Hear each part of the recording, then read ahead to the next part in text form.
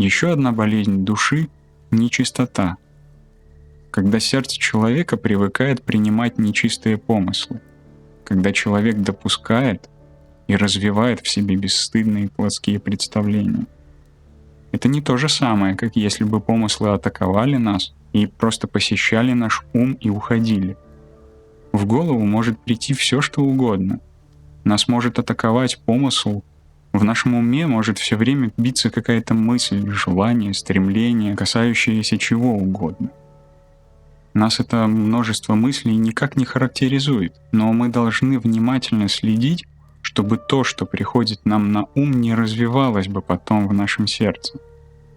Потому что если мы допускаем и развиваем это в нашем сердце, то оно привыкает получать наслаждение в нечистых помыслах, от этих дурных и неподобающих воображаемых образов, и потом не может без них жить. Человек, имеющий чистое сердце, даже если захочет, не примет нечистый помысел. Сердце изрыгнет и оттолкнет его, отвернется от него с отвращением. И наоборот, нечистому сердцу противно все чистое. Что не скажешь ему достойное, доброе, здравое, все это оно отторгает, а часто еще и впадает в гнев, если пытаешься его образумить. Иногда такое бывает, например, в парах, когда люди, встречаются. Один из них не хочет, чтобы между ними происходило что-нибудь безнравственное, противоестественное, дурное, и говорит: «Я не хочу делать этого». А другой, сожитель, супруг, не знаю, как его назвать, отвечает: «Либо ты принимаешь то, что я хочу, либо я тебя брошу». Его охватывает гнев, возмущение. Он не желает принимать ничего другого. Его сердце привыкло плавать в мутных водах наслаждения греха и нечистоты. Если мы приучим наше сердце вкушать чистоту, то оно будет так работать само по себе. Как, например, происходит со мной в Никосии. Не могу пить там воду. Умираю от жажды, но воду в Никосии пить не могу. Она плохо пахнет, а местные жители ее пьют и благодарят Бога. Это потому, что я привык к монастырской воде, к чистой горной воде. Она такая замечательная, прохладная, благоухающая. А в Никосии она ужасно, дурно пахнет. Но человеку, который пьет ее каждый день, кажется, что это прекрасная вода и лучше быть не может. Следующая болезнь — это неразумие сердца. Она исходит из предыдущих. Сердце оглупляется, теряет рассудительность, не понимает, что ему полезно. Идолопоклонство, корыстолюбие, сребролюбие безрассудны. Собираешь, хотя и понимаешь, что тебе это не нужно. Есть у тебя 2-3 миллиона, тебе их не съесть, достаточно. Но человек может быть уже и стар, но все равно продолжает копить деньги и никому их не дает, ни детям, ни внукам, никому, только копит. У старых серебролюбцев, по крайней мере, хоть какая-то радость была. Хранили они деньги в сундуке, извлекали их каждую ночь, гладили, пересчитывали, выкладывали столбиками. Теперь даже этого нет. Есть у тебя карточка или счет на, скажем, 5 миллионов фунтов, и ничего, кроме самого числа. Раньше хоть были золотые монеты, а сейчас это просто цифры. Серебролюбие совершенно безрадостно и глупо. Так и неразумное сердце. Человек не понимает, что он существо приходящее. Вы молоды, перед вами еще простирается будущее, но когда человеку лет 50-60, он понимает, что прошлого у него уже намного больше, чем будущего. 60 — это 10 лет, 50 — 20, и все. О чем же ты думаешь? Вы этого не испытали. Я тоже в вашем возрасте не мог понять, что это значит. Можете себе представить, что это такое, когда достигаешь возраста, когда прошлое — большая часть твоей жизни? Это очень грустно. Помню, я спрашивал мою бабушку: «Сколько тебе лет?» «72», — отвечала она. «Ты скоро умрешь?» «Умру. Не оставаться же вечно на земле». А ты не боишься?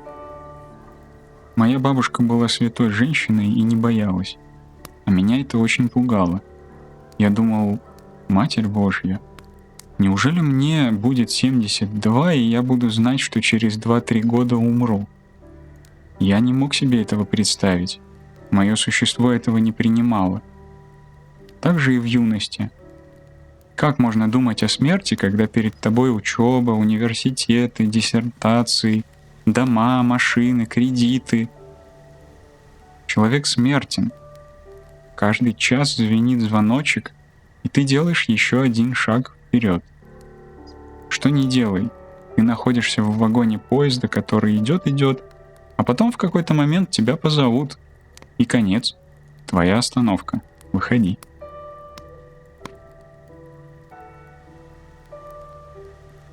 Еще одна болезнь — это когда в сердце нет прямоты. В Писании говорится, что Бог отворачивается от человека с неискренним сердцем. Если человек опутан страстями, его сердце лукавит перед Богом. Человек двоедушный часто сам не знает, что ему надо. А что же сказать о сегодняшнем человеке, раздробленном не надвое, а на множество частей? Он не может ни принять волю Божью, ни прямо стать перед лицом Его. Вместо этого он разменивается на множество вещей, не понимает, что ему следует делать, и даже себя самого не может понять. Это касается не только отношений с Богом, но и отношений с людьми. Человек теряет связь с другими людьми. Это следствие не только греха, но и современного образа жизни. Приведу простой пример.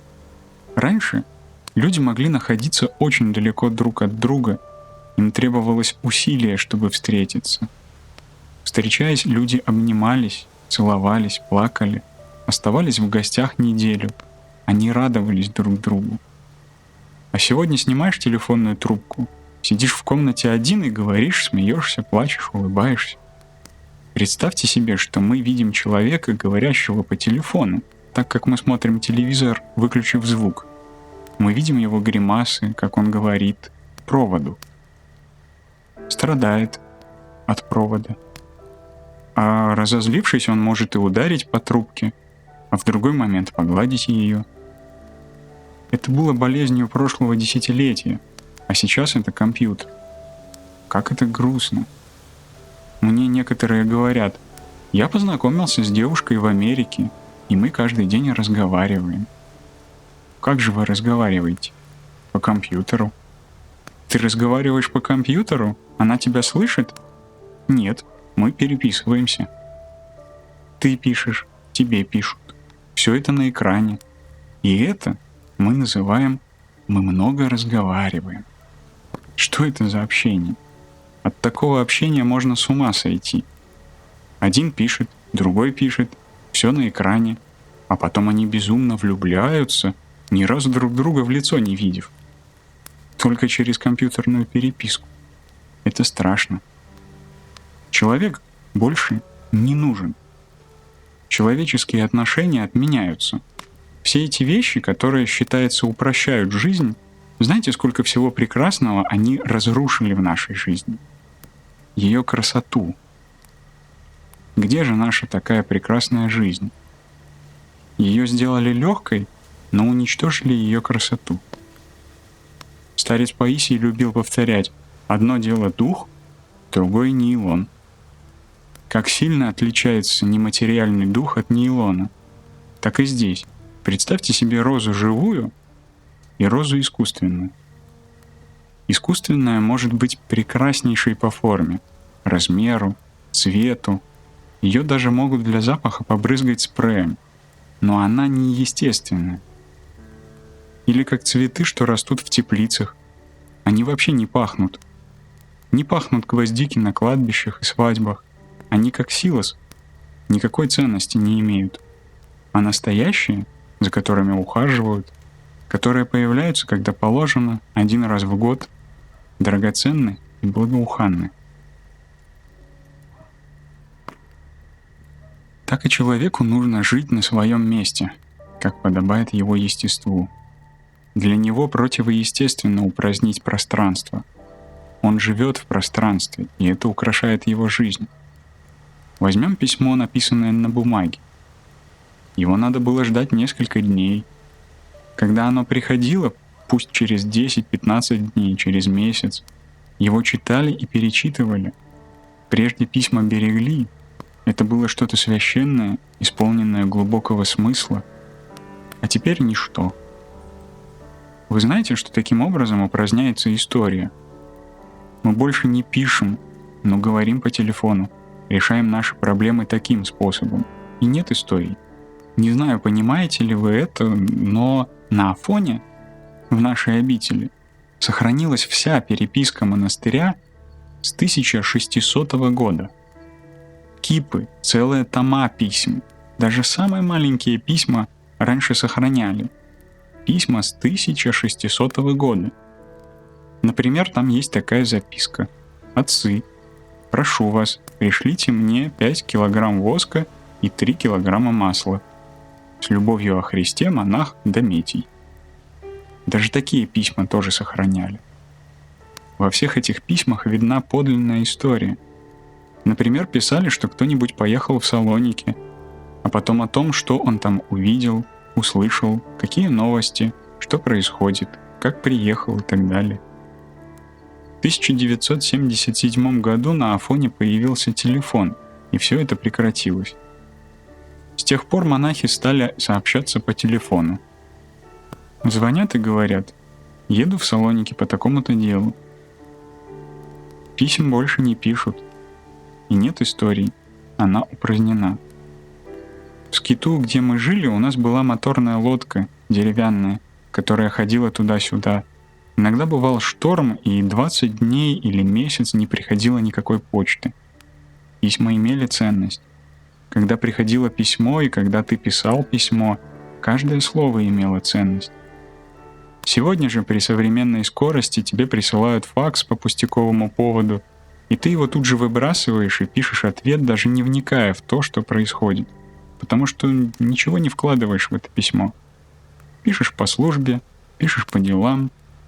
Ты не передаешь в этих письмах себя.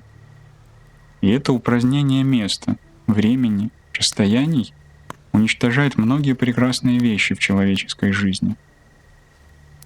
Замечено, что такое сегодняшнее положение сказывается и на духовной жизни человека. Говоря это, я, конечно, не призываю отказаться от цивилизации и вернуться к прошлому, но нам надо, по крайней мере, ценить прекрасное в нашей жизни.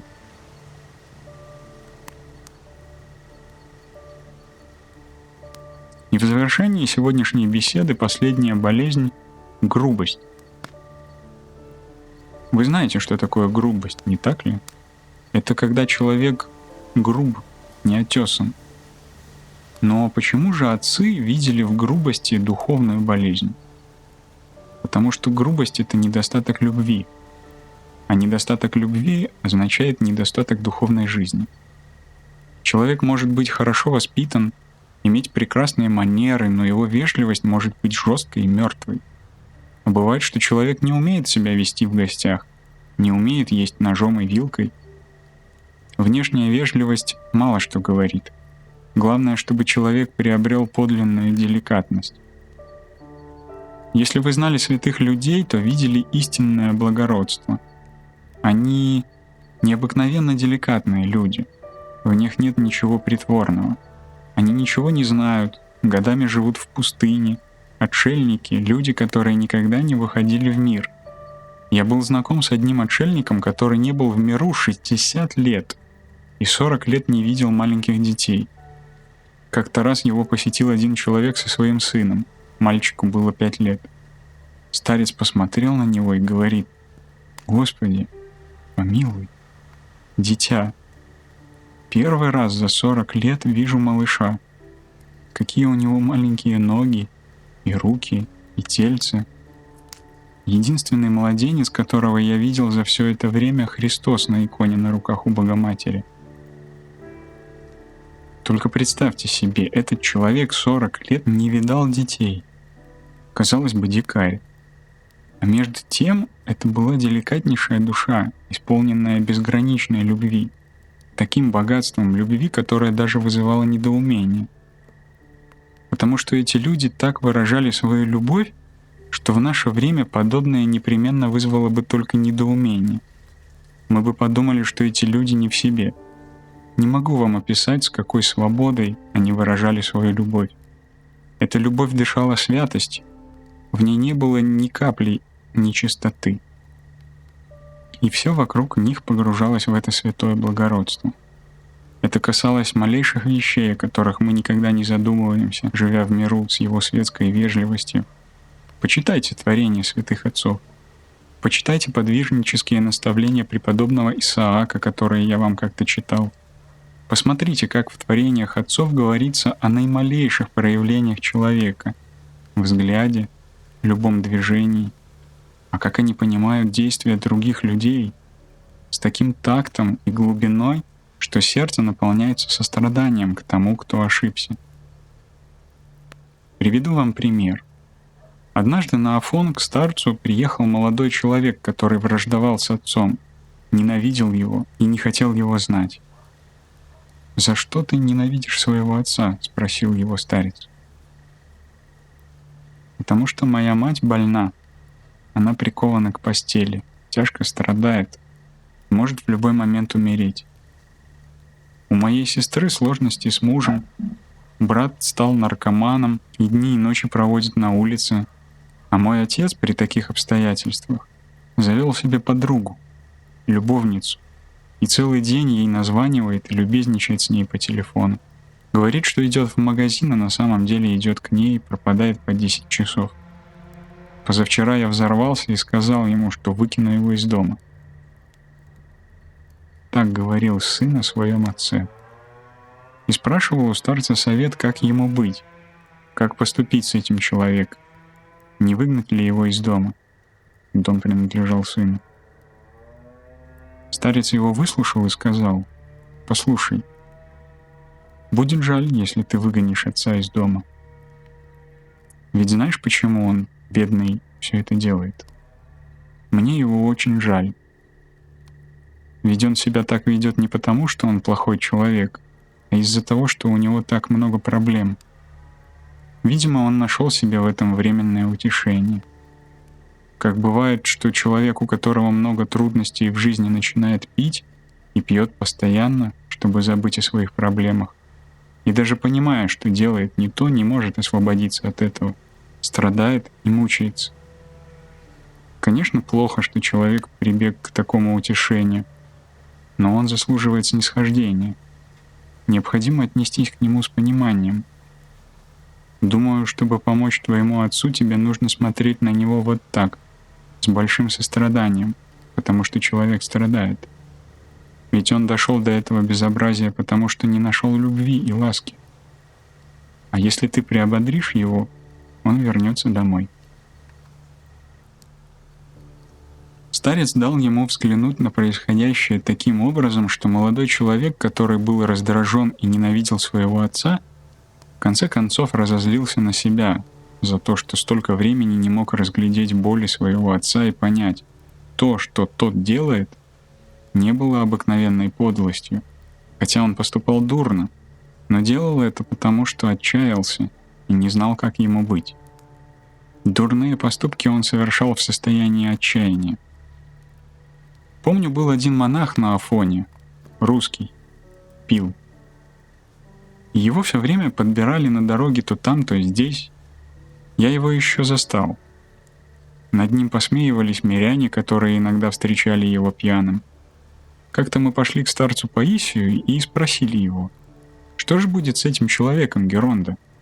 Его видят пьяным люди, которые приезжают сюда на автобусах, думают, вот он, монахи-пьяницы, пропойцы. Да и для меня это тоже соблазн. Старец ответил: не соблазняйся, потому что это достойный монашек. Знаешь, что происходит? Из-за того, что он по старости легко мерзнет и у него нет дров, он, бедный, чтобы обогреться, выпивает немного вина. Он пьет понемногу, чтобы согреться, и хмелеет от выпитого. Старец Паисий смотрел на него с состраданием. Хочу вам сказать, что этот монах в самом деле был таким, как о нем говорил старец Паисий. Он находился в пренебрежении, мы все его избегали, и как только не обзывали его плотники, которые у нас работали. Случилось так, что в последние дни своей жизни он оказался в богадельне нашего монастыря. Это такая больница. И этот монашек предвидел свою смерть. Помню, как в субботний день я зашел в богадельню, где он лежал, и мы ухаживали за ним. И он мне сказал: «В понедельник я умру». Я его спросил: «Во сколько, дедушка?» «В 10». В 10 по византийскому времени, то есть во время вечерни, где-то около 4 часов дня. «Хорошо», — говорю. Он: «Сообщи моему послушнику, который остался в Ивероне, что он тоже умрет в этот день. Мы уйдем вместе». Я говорю: «Что же это? Я позвоню ему по телефону и скажу: в понедельник в 10 ты умрешь?» «Нет», — говорит, «скажи ему, чтобы он подготовился к нашему исходу, чтобы мы попросили друг у друга прощения, чтобы я дал ему мое благословение на исход из жизни». И вот мы ему сообщили: «Знаешь, старец говорит, что ты умрешь в понедельник». А тот был румыном, очень простым человеком. Он сказал: «В самом деле? Тогда я приду взять благословение у старца». Он пришел, они расцеловались, обнялись. «Во сколько мы умрем?» «В 10». Прошла суббота. Русский монашек исповедовался, причастился в воскресенье, причастился в понедельник. В полдень я заглянул к нему: «Дедушка, ты уходишь?» Он говорит: «Еще нет 10». Прозвонили к вечерне. Я оставался наверху. Старичок лежал в кровати уже в агонии. Когда вечерня закончилась, он открыл глаза, протянул руки и произнес: «Вот, Богородица», и тотчас умер. Он увидел перед собой Богородицу. Богородица забрала душу этого человека, а другие видели в нем только пьяницу. Мне всего 2 раза довелось увидеть такое на Афоне. Второй раз это было с одним совсем простым стареньким монахом, который даже не умел многие вещи в церкви правильно выговорить. Например, святого Феодосия Основоположника, то есть основателя общежительного монашества, киновиарха, он называл Феодосием председателем, кинотархом. Однажды он пришел в церковь, где я находился, и сказал мне: «Мне нужно тебе кое-что сказать». «Да, — говорю, — пожалуйста, я слушаю». «Завтра вторник, потом среда, четверг, пятница, суббота, воскресенье, понедельник. Филипп упокоится». «Что это, — говорю, — значит упокоится?» «Я умру». «А, хорошо. Какой день?» «Понедельник». В четверг и пятницу в церковь он не пришел. Обычно он спускался в церковь очень рано. Чтобы дойти от своей кельи до церкви, он выходил за полчаса. Он был совсем стареньким и шел еле-еле. Когда он не пришел в церковь, мы пошли к нему и постучали в дверь. Никакого ответа. Ладно, думаем, придем попозже. На следующий день опять приходим, стучим, он опять не открывает. Видимо, помер. Что будем делать? Старец сказал ломать дверь, раз он не открывает ни на стук в дверь, ни на стук в окно. Раз, два, три, и выбитая дверь падает внутрь кельи. Это была суббота. Мы заходим внутрь и видим отца Филиппа, сидящего перед всеми своими иконами, одетого в аналаве и куколе с четками, такой светящийся чистотой старичок. Как только мы вошли, он поднялся и говорит: «Все вон!» «Почему же ты не открывал?» — спрашиваю. «А почему я должен был открывать? Мы уходим в понедельник, а сегодня суббота. Все вон!» Он всех нас выгнал и загородил вход в келью какими-то кусками картона. А в понедельник он действительно скончался. Этих людей, у которых в миру не было славы, мир видел по-своему, но у них была другая связь, такая, что упраздняла саму смерть. Это я вам сказал, чтобы пояснить, В церкви Святой Дух действует благодатно на всего человека целиком, от головы до пят. И человек становится совершенным, становится благородным в правильном значении этого слова. В нем все приходит в правильное соотношение. Таким образом, состоянию совершенства человека, насколько оно достижимо в этой жизни, есть живые доказательства и примеры. Мои дорогие, необходимо читать жития святых, чтобы видеть, какими замечательными людьми они были, какая в них была деликатность и любовь, и с какой силой они побеждали все эти мелочи в своей жизни. Прежде всего, они одолевали себя. Они исцелялись благодатью Духа Святого, исцелялись от всех болезней, которые ими владели, и становились совершенными людьми, такими, как их создал Бог.